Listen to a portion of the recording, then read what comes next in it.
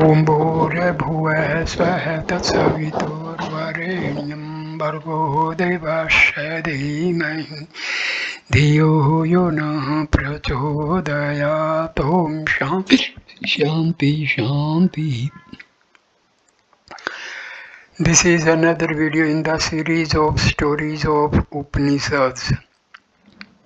The topic of this story is a string of questions.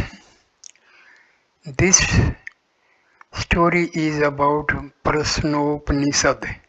The Rishi of the Upanishad is Maharishi Pippalada. So I start the video. 6 questions in which one is more advanced than the other have been asked and answered in one of the Upanishads. That Upanishad itself therefore goes by the name of the Upanishad of questions, that is Prasna Upanishad. The questions begin with the cross and the known and then dive deeper into the subtle and the unknown. The seer of this Upanishad ultimately explains the nature of the spirit and then of consciousness in man. He describes the Purusha or the person who coordinates all consciousness. Here is a typical picture of the enquirers of those times and the way they went about seeking after truth. A band of 6 youthful seekers after truth, bent upon knowing Brahma, started on a journey in search of a suitable guru. Sukesa, Satyakama, Gargaya, Aswalyana, Bhargava, and Kabandhi went along and reached the famous hermitage of the sage Pippalada. He would certainly answer satisfactorily all our queries, they thought, as he sat there calm and collected on his simple seat of straw. All the 6 approached him with the symbolic bits of fuel in their hands for lighting the sacrificial fire, signifying that they went to him as disciples to light the torch of knowledge. The sage welcomed them with a gentle and loving smile. He requested them to stay in the ashram for a year with faith, doing tapas or penance and conducting themselves as brahmacharis, those who follow a certain discipline while seeking Brahma. He added, while staying here you may question me as you please without any reserve. Whatever I know about the problem that agitate you, I shall gladly lay before you. As they stayed along and became the inmates of the asrama, Kabandhi one day at question hour after the daily prayers put the first question, whence is all this that is visible? Muni Pippalada said, the Lord of creation willed to create. He concentrated and contemplated, performed tapas. Out of such tapas or concentration of power was born a duet or couple, matter and energy. He was confident that primary creation would further create for him the varied universe he wanted to create. All that has visible or invisible form is matter. The existence of such duets is to be seen everywhere in the universe. The sun and the moon, the day and the night, the bright fortnight and the dark one are all such twins. Between them, they create the whole universe. The sun energizes the universe as he rises in the east, resplendent and bright as burnished gold, with millions of rays shooting across infinite space. They who create anything follow the discipline of the Lord of creation. Those who do penance conduct themselves as brahmacharis and have truth in them, attain the world of Brahma. There in that world is no evil, no untruth, nor deception of any kind. After some days, one evening, when all the disciples were sitting around the master, Bhargava asked the next question. It had been realized that creation came from Prajapati and that the living being was the crown of creation. But then, which are the gods or forces which support creation and the living beings? Which power gives the animal its superiority over other things? Which is the power that is predominant? That was the next question. Pippalada said, well, various are the replies that man give to this question. There is, they say, ether, wind, fire, water, earth, the power of speech, the eyes, the ears, and the mind.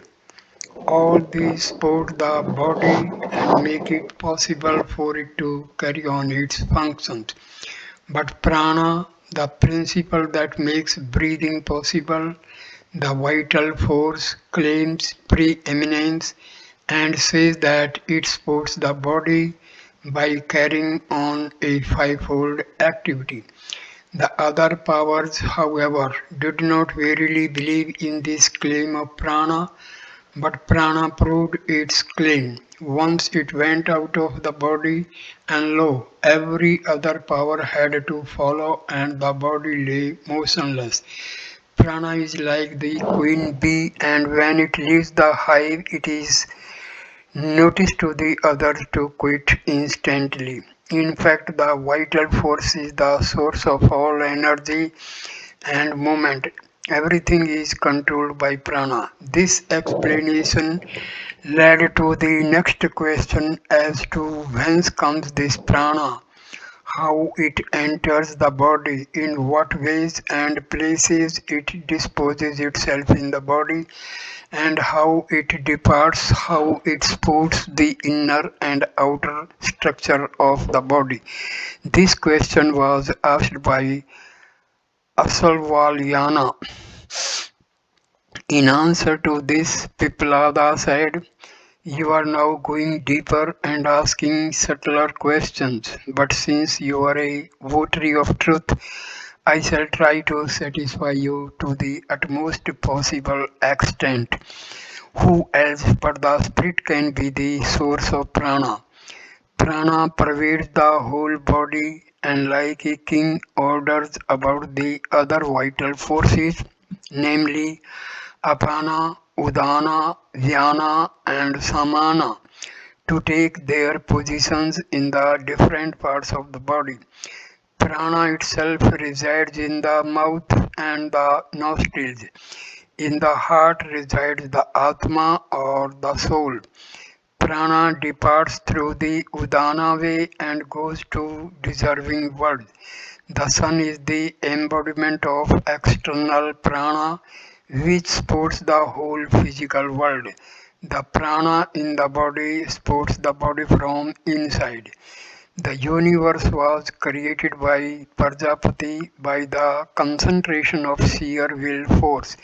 The universe is supported by prana and the living being who is the crown of creation is also supported by prana or the vital air. Prana itself in its turn is born of Atma or the principle of consciousness. We have come so far, this naturally takes us to the next question asked by Gardaya about the functions of consciousness. In this living person, who sleeps and who keeps awake, which god or power witnesses dreams, who is it that enjoys and who that suffers, and in whom do all these powers of consciousness stand firm in coordination. Pippalada, ever ready to satisfy the curiosity of his favorite inquisitive disciples, said, like the rays of the rising and the setting sun, these powers of consciousness are centered in the mind. While asleep, the person sees not, hears not, speaks not. In fact, he is innocent of all consciousness. It is only the vital fires that are awake and keep the person living. They bring him back to consciousness after daily taking him to Dharma as it were during deep sleep. When not fully asleep, the person enjoys his wishes or desires in a dream state. He goes through the same experiences that he has already undergone during waking hours. Sometimes he sees things unseen, hears things unheard, and experiences things never before experienced. When completely devoid of waking consciousness, he enjoys sound sleep and is happy. Then, like the birds roosting in the nest in some tree, and all his powers are merged in the great Atma. The subject as well as the object, the ear as well as sound, the eyes as well as all that is seen, all are one with the Atma. That Atma, that spirit, is the seer, the hearer, the thinker, and does all possible things. He is like pure consciousness. He is the person and is the eternal spirit beyond everything.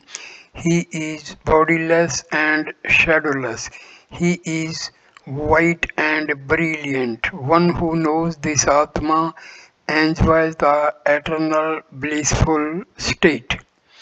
After the description of the eternal Atma or the Supreme Spirit, the next question that arises is about the attainment of this Atma. What are the means? What is the sadhana or the spiritual discipline for attaining that end? Satyakama therefore asks the fifth question about sadhana or the means. What world does a man attain if he contemplates on the great mystic symbol Om? The Muni analyzed the symbol and explained to his disciples the various states attainable by upasana or devotional worship of Om. He says Om is made up of three syllables. The first syllable represents the worship and praise of various powers according to Rigveda. The result is prosperity on earth. The second represents the performance of rituals according to the Yajurveda. The result is the attainment of heaven and a return to this earth after the exhaustion of one's accumulated merit. The third represents the meditation on the Supreme Spirit according to Samaveda, that the integral meditation is the path to eternity. One who follows that purely spiritual path without any desires for fruit becomes as free and light as a serpent that has thrown off its slough. He is wafted on the wings of Sama music to the world of the Supreme Spirit. The wise always choose that path, however long and weary that might be, for it is the best. The last question was put in a rather peculiar manner. Sukesa said, Gurudeva, the Prince Hiranyagarbha came to me and asked me if I knew the Purusa or person with 16 divisions or class. I said, I know not, and if I knew, how could I keep it away from you? He who tells a lie runs the risk of being scorched root and branch. I dare not tell a lie. The prince went away disappointed. I now ask you the question as to who is that person. The sage was now practically at the end of his labors. This was the last question coming from his clever disciples.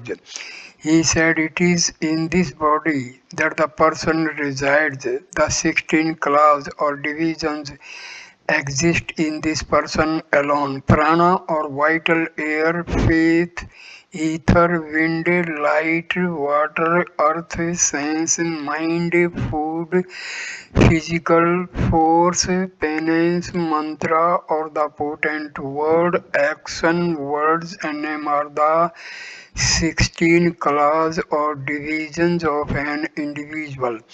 When rivers merge in the ocean, they lose their separate name and identity. So too do these divisions lose all name and form when merged in the person.